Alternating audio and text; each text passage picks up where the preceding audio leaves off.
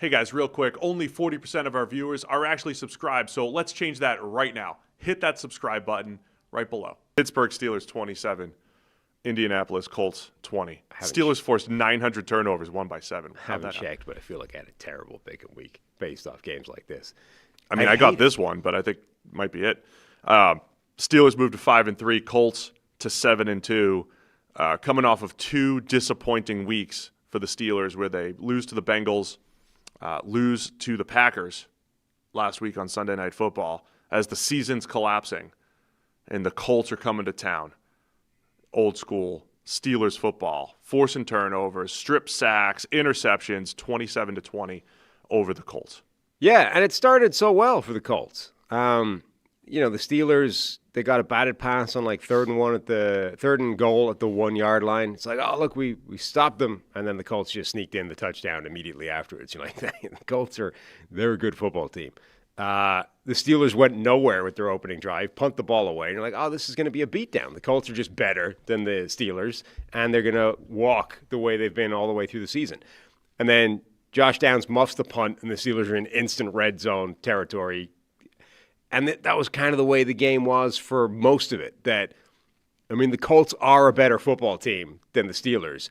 But to offset that, they turned the ball over 6 times, some of which were farcical, some of which were really good Steelers plays. We got, like, T.J. Watt did his classic, I'm going to beat Braden Smith around the edge for the full trifecta, like sack, strip sack, fumble recovery, the whole 9 yards. He always steps up when J.J.'s on the call. Yeah, that was T.J. steps up when J.J.'s got big brothers here. Gotta prove him right because he goes to bat for me in the media. Like TJ, he's made a career out of that. I know. Those are the plays that TJ Watt has made more than anybody else during his career. That sort of game-changing, full house type of pass rush play, and he hadn't really done that this year. We were talking about how much of a relative disappointment he'd been compared with the rest of his career this season, and the same thing was true really for most of that Steelers defense, and they showed up and made the plays in this game. Daniel Jones had a couple of really rough, old Daniel Jones type of plays that he hadn't had this season. But then they also had ridiculous plays where there's a batted pass from a linebacker and it bounces right in the hands of Jack Sawyer. And he's like, oh, look, turnover. The other, Kurt Warner does, I love Kurt. He does his usual, he goes through the film and kind of says, hey, here's what I'm seeing. Here's the scheme problems and this and that. He noticed something that I noticed actually pretty quickly. Daniel Jones, Jones, the interception that looked the worst is the one that he threw right to Peyton Wilson. Yeah. And again, it's so funny. Which is different to the Peyton Wilson batted pass that ends up different from the batted pass that goes to Jack Sawyer. But let me just say this. 2 of the Colts interceptions for a team that has been running just the most efficient offense in the NFL at historic levels and has been incredible. Kurt pointed out the lack of attention to detail that maybe made Daniel Jones look a little bit worse because he threw it right to Peyton Wilson, who's supposed to be in man coverage on the running back. I think it was Taylor. And the running back was slow getting out into the route, so Peyton Wilson didn't have to go cover him. And he's just standing there over the stick route, which is being covered by someone else. It wasn't even Peyton Wilson's man.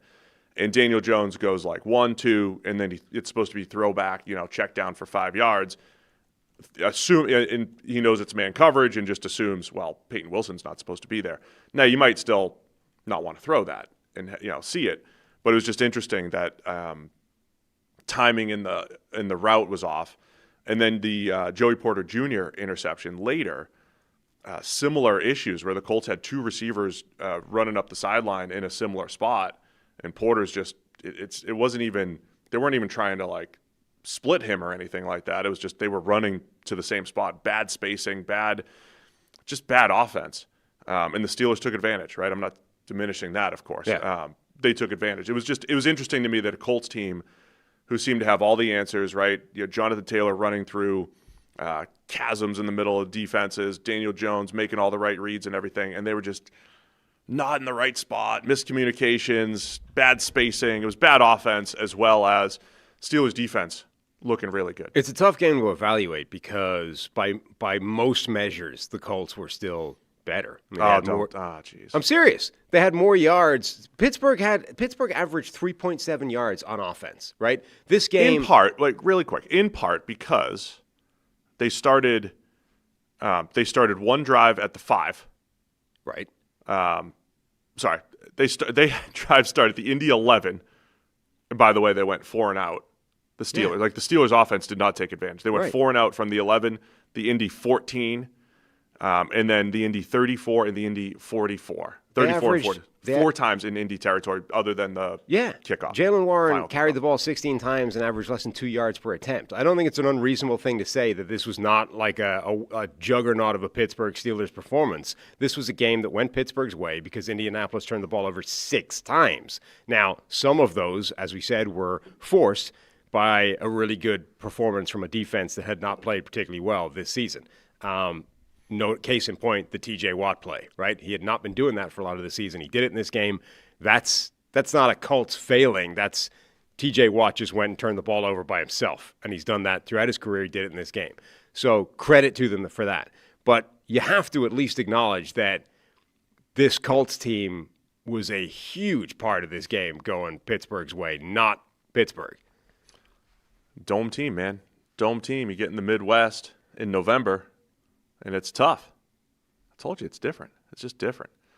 Steelers, it was... You think this was them showing up as fraudulent because they had to play outside? I think it's easy. Daniel Jones, he had a couple open deep balls. He missed them. He doesn't miss those in the Dome. It's different. Ball travel's different, man. It's different.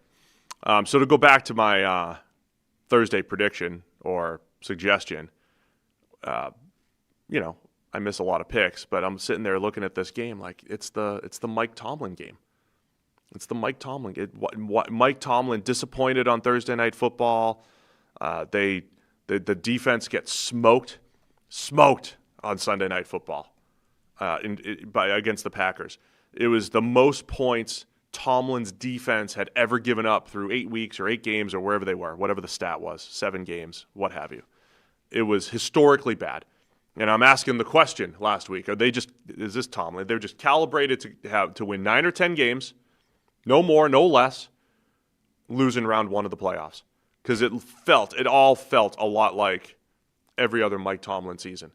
Now, as you said last night on the Instant Reaction, 1 game doesn't change what it feels like. It actually enforces what it feels like, because they also, not only do they lose games that they're supposed to win, they win a game that they're supposed to lose. That's the thing. Like, the fact that they have lost to the Bengals on Thursday Night Football and then beaten the Colts in the last few weeks is ridiculous. Now, those shake out to the right number. If they'd gone 1-1 in that stretch, those 2 games, you'd like, yeah, that makes sense. The fact that they did it the wrong way round makes no sense whatsoever, other than the fact that Pittsburgh do this. And to the degree that you could actually predict it going into this game, it's kind of crazy. Huge win for them, though, overall. I mean, to be 5-3, to now that the Ravens have started winning games and look like they're, a genuine threat in the division, even though they're a couple of games back, to get a win in a game like this where most people would have assumed they would drop it and then put themselves right into the clutches of Baltimore.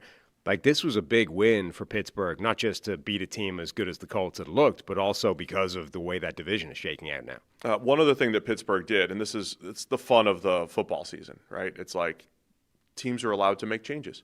They're allowed to adjust. We asked about the Steelers adjusting defensively. They've moved Jalen Ramsey, at least for this game. Yeah. Looks officially. They've moved him to free safety. Well, they ran out of safeties. I know, but is this still... It's part of the reason why they traded for him, right? You're not going to take Minka Fitzpatrick and move him to corner if you had a need there. Ramsey is still a corner by name in this, but he played free safety way back as a true freshman at Florida State, and he's at that point in his career where if he had to just play safety, he could have another 4 or 5 years if he wanted, just like Charles Woodson, right? He looks like he was having fun just playing downhill and running through people, which is how he played corner anyway. Right. But just something to keep an eye on. Of course, you've got the injuries that maybe necessitated it, but I think that was part of the reason why we were optimistic about the Steelers' defense, is the fact that they had some depth at corner, at least in names, older names, but they also had this flexibility where if they wanted to play matchups, play it week to week, move Ramsey around, they can do that. And in this game, he played more free safety. They forced all the turnovers, wreaked some more havoc up front against a good offensive line. For the second time this year, the Steelers' defense played to the capability I think that they should. Maybe third time if you include the Browns game. But Patriots game, Browns game, And then in this one, the Steelers' defense looking pretty good. Yeah. Can I also just say, one of my favorite things in the NFL at the moment is watching Darnell Washington play football. Oh, my gosh. At all, just in any capacity whatsoever. Yes. Number one, it's just the visual of it is hilarious. It's like literally what would happen if I just asked an offensive lineman to run routes. You know, like you see in training camps every now and again, there's like a fun day where it's like, oh, look, here's a guard running a post route. And it's just funny, right? Darnell Washington is that, but all the time.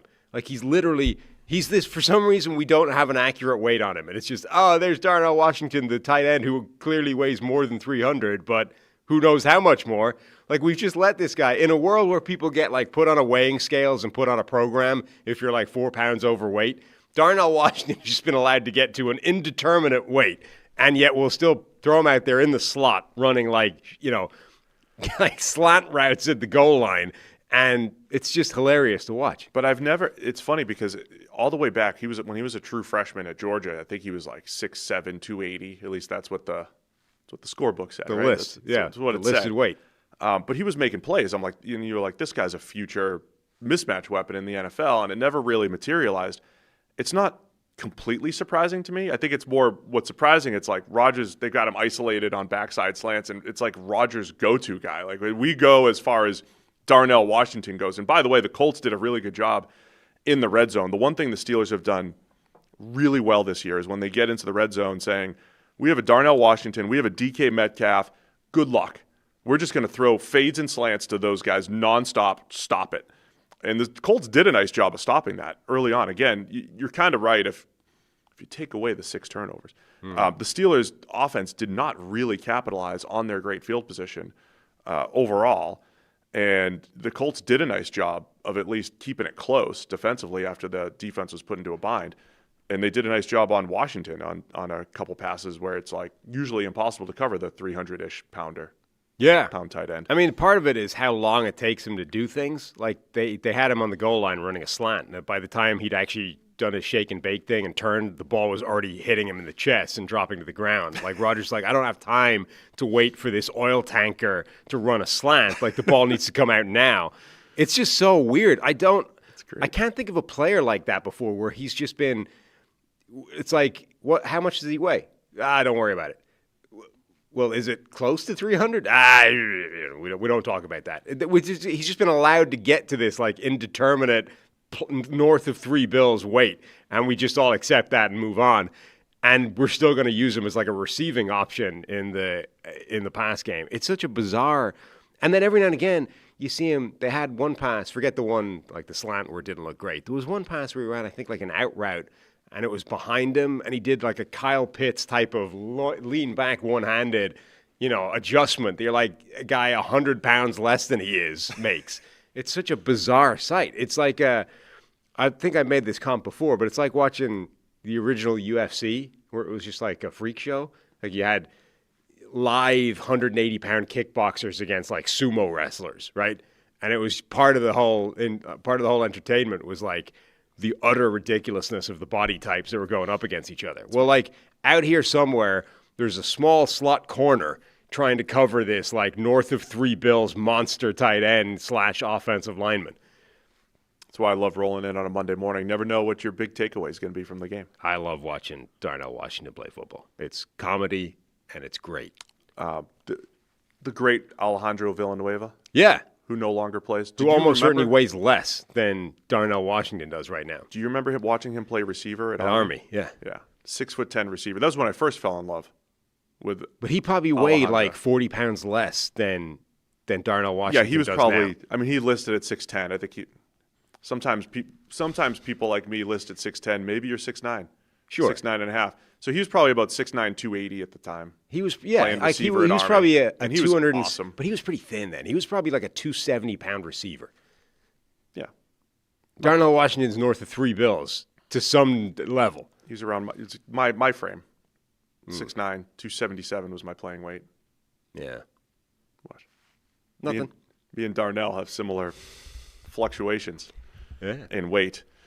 There was one other thing that didn't matter in the game, but I wrote it in my notes and was like, keep an eye on this one. That didn't end up mattering because the Indy kept turning it over. The Steelers punted on 4th and 1. Yeah. Right? And even the broadcast is like, they were pulling up Mike Tomlin's go-for-it rates, lowest in the NFL, old school Tomlin, the We whole said thing. before, Ben Baldwin had that chart of like, win percentage lost through kicking when you should be going for it. And Tomlin is like on his own at the bottom of that, to the point where it looks like a mistake in the chart. Yeah. Like it looks like people have just forgotten to enter, his statistics in this chart. Everyone else has lost or gained something. And he's just kicked every single one of those opportunities. And then they did go for it on 4th and 4, 4th and 3 early in the red zone, didn't get it. So they punt on 4th and 1, and then the Colts come back and they go for it on 4th and 3 at like their own 35, and they get it. And I'm thinking, this is going to be this is the big turning point in the game. Then they have the tip pass interception that lands, Jack Sawyer for the pick. That was interesting. The last thing I just wanted to say about Tomlin, didn't he have some sort of comment earlier this week, like smiling about the Colts? Like he almost sensed like he knew himself that this game was going to be like this. I think that might be Mike Tomlin's superpower. As 20 years in the NFL as a head coach, he just kind of knows what might happen. Now he can't necessarily stop it. Like with the fear of Flacco, he knew that Flacco was going to carve them up. He did. Tomlin actually has this is the ridiculous thing about this season, is Tomlin was acutely aware of the witchcraft that was going to befall them on Thursday Night Football. He knew that they were like, and whatever it is, on the road at a short week against a division opponent, and that Joe Flacco has some kind of black magic in his veins through this season. He also knew that the Colts, this absolute wagon, was going to completely lose its wheels and fall off against the Steelers. He just knows. He knows exactly how this year's going. That's where he gets the most credit. He's like, I've seen this 20 straight years. We only play so many types of games, and this is what the only person in the football world who's actually experienced the necessary sample size to predict the future is Mike Tomlin, because he's been in the league for so long. Now, the key is when things are going to go sour, when you can see the future and it's like, man, we're going to get carved up on Thursday night against Flacco, you got to find a way to stop it. That's the next. Right. No, he's got no ability to do that. He's just going to be angry about it and blame the Browns. All right, it's a fun show already. We're having fun. Anything else on this one? No. Colts are flying to Germany for a football game. Indeed. This week. They get the Falcons this week in Germany. Steelers coming back to Sunday Night Football against the Chargers. Huge win for Pittsburgh, because playing another playoff caliber team in the Chargers next week needed a win. Yeah. So Colts-Falcons is actually a pretty good-looking game, but it's the country's first game that's terrible on paper every time. Like Spain is getting the Dolphins against somebody terrible. Commanders. There you go. Yeah. So it's like whoever you're first, like whatever. If you petition the NFL, we're a country that's taken an interest in this newfangled game you've got called football. We'd like to experience a game. You're like, okay, first game though, it's going to be awful. Your first game is going to stink. After that, if you show you're willing to suffer through that, if you show up. Right. If you show up through the terrible game, we might give you something good. But the first one's going to suck. It's Tua. We're really jumping ahead here. In 2 weeks, it's going to be Tua against his hero, Marcus Mariota. His hero. In 2 weeks. And in Spain. Mm-hmm. Madrid. The Bernabeu. If you show up for Tua versus Mariota, we'll give you a good game next year. Right. Maybe next year you can get a good game. That's how Raj works. I got no more use for this game. Thanks for watching all the way to the end of the video. Check the Mic is live Monday, Wednesday, and Thursday, so be sure to hit subscribe so you don't miss a video. You heard the man. Subscribe.